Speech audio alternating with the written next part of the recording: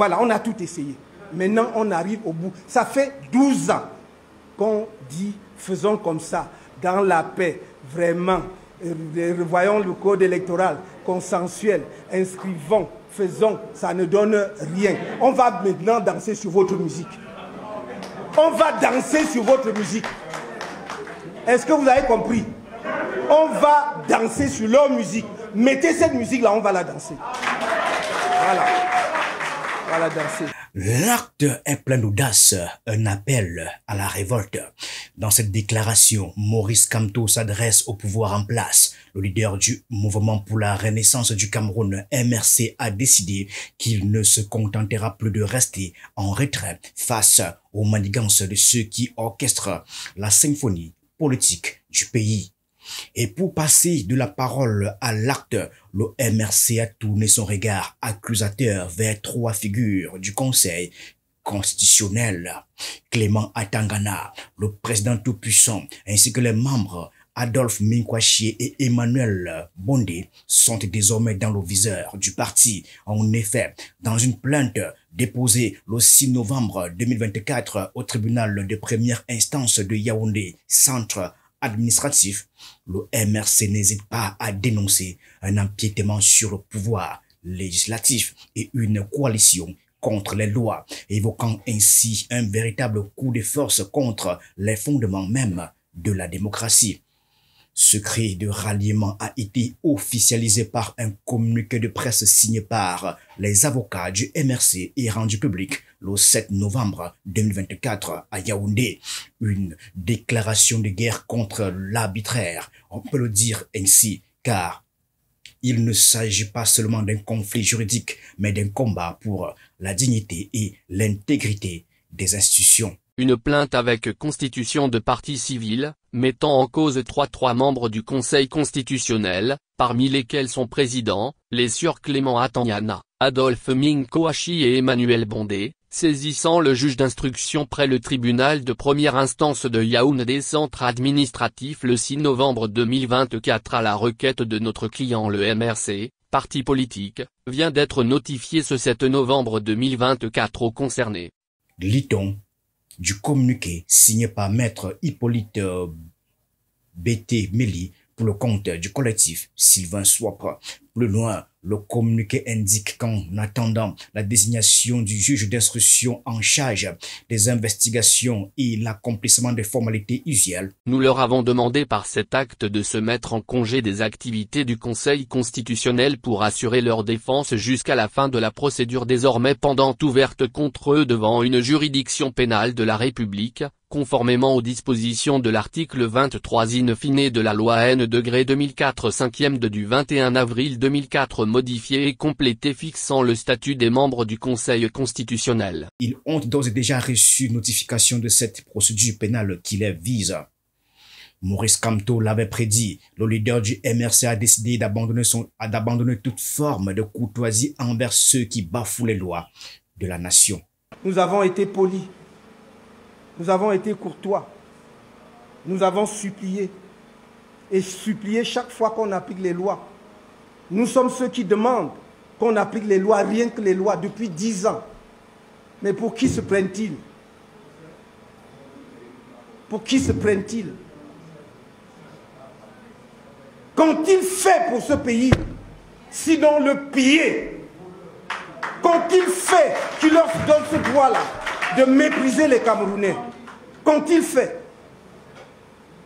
Alors ça suffit.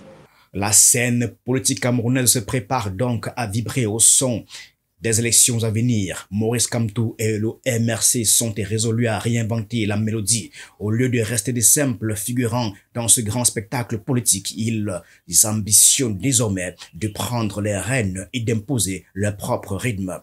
La danse qui s'annonce sera certainement tumultueuse, mais elle pourrait également marquer le début d'une nouvelle ère où chaque accord sera harmonieusement orchestré par ceux-là qui aspirent à un véritable changement. Je vous le dis, la police, tout ça l'a répercuté. Ouvrez les téléphones qui suivent en direct, qui n'essayent pas en 2027.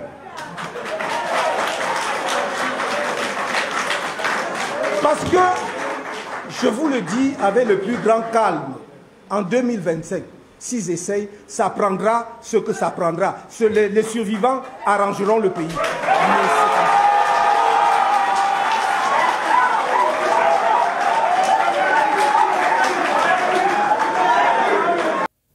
Il faut dire que ces plaintes ne tombent pas du ciel.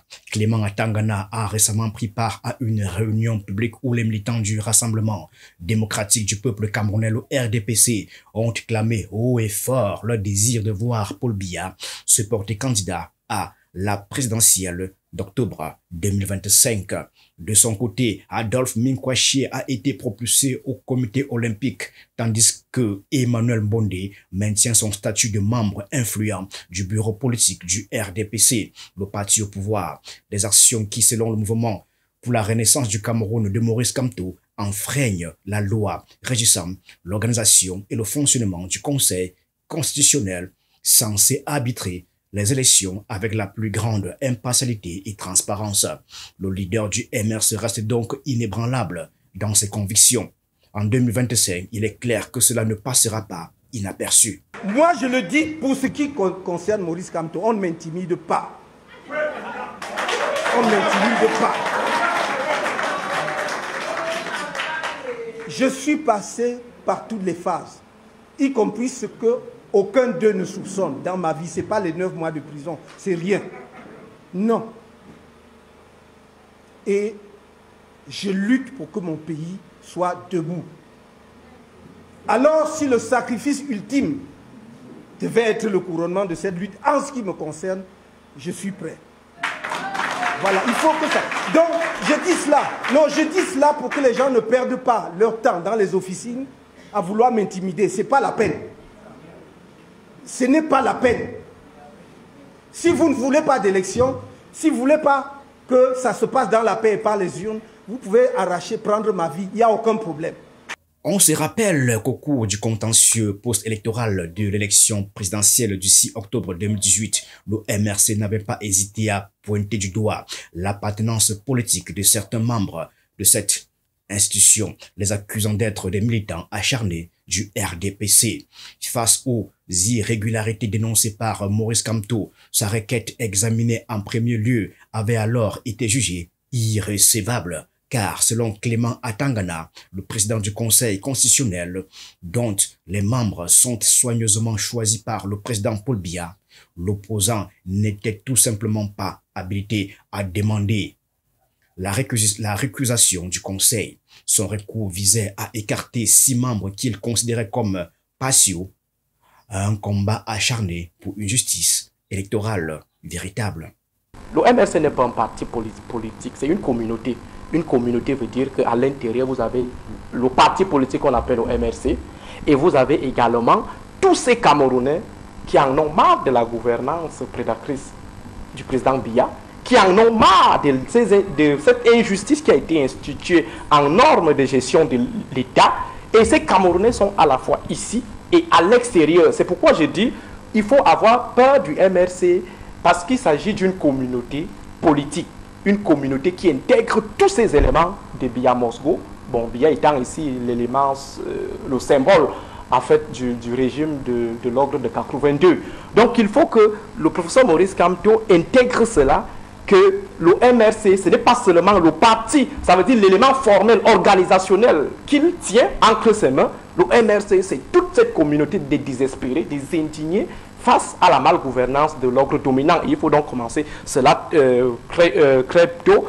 Maurice Kamto, qui revendiquait la victoire à la présidentielle se mettant ainsi hors la loi selon le gouvernement, estimait que certaines de ces 6 personnalités de la Cour constitutionnelle avaient des affinités avec le parti politique, le RDPC, le Rassemblement démocratique du peuple camerounais, du président sortant, Paul Biya, candidat cette année-là à un 7e mandat consécutif.